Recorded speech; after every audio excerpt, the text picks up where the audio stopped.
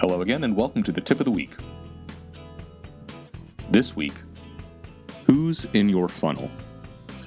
Occasionally, you'll hear someone say, "I have more business than I can handle. I don't need to network anymore." This is seldom true. Once that business or those leads are done being worked, you need more business.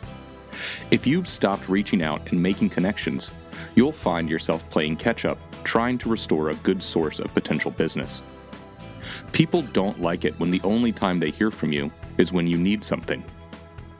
Maybe you slow down your networking and are more focused, but stopping altogether can be hazardous. Continue with a strategy where you're still trying to provide value to your connections, and when the time comes that you're able to handle more business, they will be there to lend a helping hand.